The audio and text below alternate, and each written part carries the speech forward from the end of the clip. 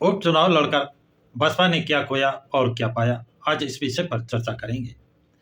बसपा ने उपचुनाव लड़कर अपनी जमीनी हरकत को जानने का प्रयास किया और जान गई, उसको माने या ना माने।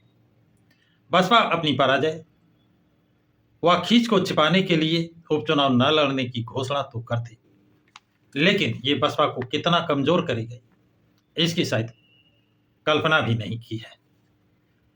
बसपा इतनी कमजोर हो जाएगी जिसकी किसी ने कल्पना नहीं की होगी, क्योंकि जो नवयुवा बसपा से जुड़ रहा है, बसपा उपचुनाव नहीं लड़ेगी। उस समय वो नवयुवा जिस दूसरी पार्टी से जुड़ जाएगा, वह पदाधिकारी बन जाएगा, उसकी नीतियों से प्रभावित हो जाएगा, तो क्या वो वापस बसपा में आएगा, इस पर शायद किसी ने गौर नहीं किया।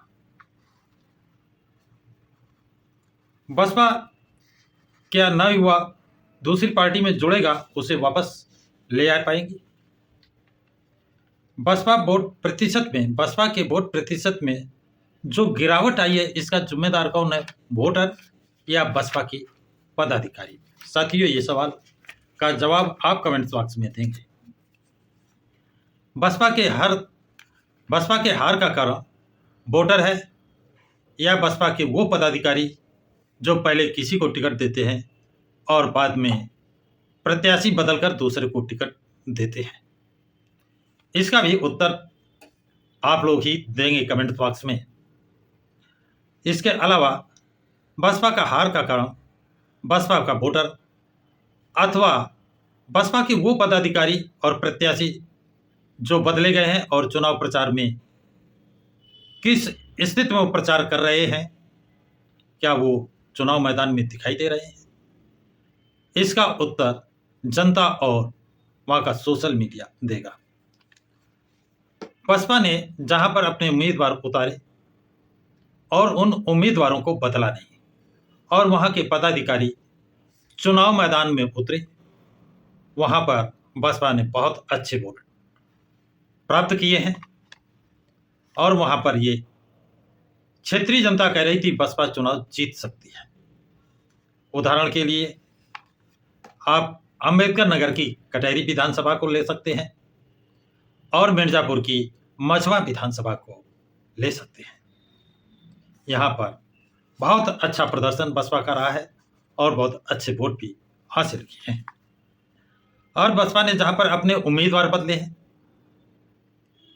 और वहां के बदले हुए उम्मीदवार और वहां के पदाधिकारी क्या क्षेत्र में चुनाव प्रचार करते हुए दिखाई दिए हैं? क्या वहां के पदाधिकारी चुनाव क्षेत्र में प्रचार करते हुए दिखाई दिए हैं? इसका भी उत्तर आप ही लोग देंगे।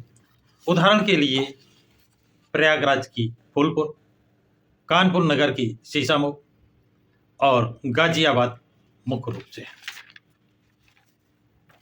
इसके अलावा कुछ सीटें ऐसी हैं जहां ना तो बसपा का प्रत्याशी मैदान में उतरा और ना ही वो बसपा के पदाधिकारी, क्योंकि वही पदाधिकारियों की सिफारिश पर उनको टिकट मिला है। उन्होंने वहां पर जिताऊ कैंडिडेट दिया है अथवा बिकाऊ कैंडिडेट दिया है।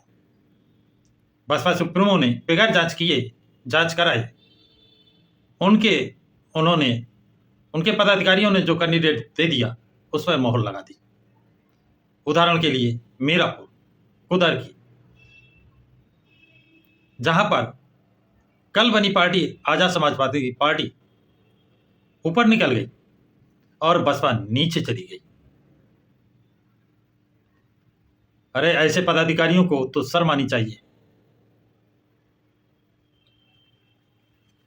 तो इसकी भी टिप्पणी आप लोग कमेंट बॉक्स में लिखेंगे, क्या टिकट सही आदमी को दिलाया गया था या नहीं।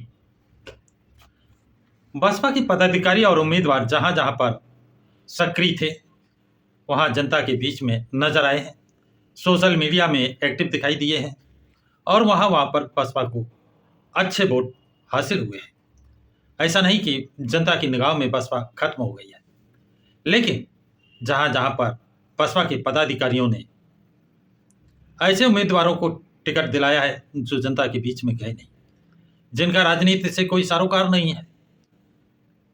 एक खेत में जिस तरह धोखा बनाकर खड़ा किया जाता है उस तरह खड़ा किए हैं। ऐसी स्थिति में वोटर क्या करें? इस विषय का भी हमारे श्रोता ही इसका उत्तर देंगे, टिप्पणी इस पर जरूर लिखेंगे, क्या उनका टिकट वितरण सही था। यदि इस स्थिति में सुधार न किया गया तो अगले आने वाले चुनाव में बसपा किस स्थान पर खड़ी होगी उसकी भविष्यवाणी, उसके विषय में कल्पना कर पाना संभव नहीं लगता है, क्योंकि बसपा के पदाधिकारी जनता के बीच में जाते नहीं हैं, जनसंपर्क करते नहीं हैं, जनसंवाद बनाते नहीं हैं, जनता के फोन उठाते नहीं हैं। तो ये सारी शिकायतें, ये सारी शिकायतें, ये जो आपत्तियां हैं, ये बसपा सुप्रीमो तक कैसे पहुंचे? कुछ कोऑर्डिनेटर तो बहुत बड़े तानाशाह हो गए हैं। वो अपने सबऑर्डिनेट को बुरी तरह से डांट फटकार भी देते हैं और वो सहमे रहते हैं, डरे रहते हैं कि अगर हम उनकी पोल खोलेंगे, उनके विषय में कुछ कहेंगे तो वो पार्टी से निकलवा देंगे। निश्चित रूप से बसपा को अपनी कमियों की तरफ देखना पड़ेगा, अपने तानाशाह पदाधिकारियों को देखना पड़ेगा, उन पदाधिकारियों को भी देखना पड़ेगा जो बार बार टिकट बदलवाते हैं। क्यों? स्वार्थ क्या है, वजह क्या है? और जिनको जिताया है, टिकट बदलवाया है, क्या वो जीत हासिल कर पाए हैं? क्या वो जीतने की स्थिति में थे या कारण कुछ और है? इन सब बिंदुओं पर आप लोग अपनी अपनी टिप्पणी जरूर दें और कमेंट बॉक्स में कमेंट जरूर लिखें।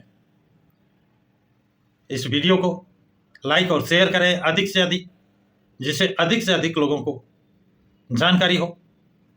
प्रकाश के राज चैनल को सब्सक्राइब करें।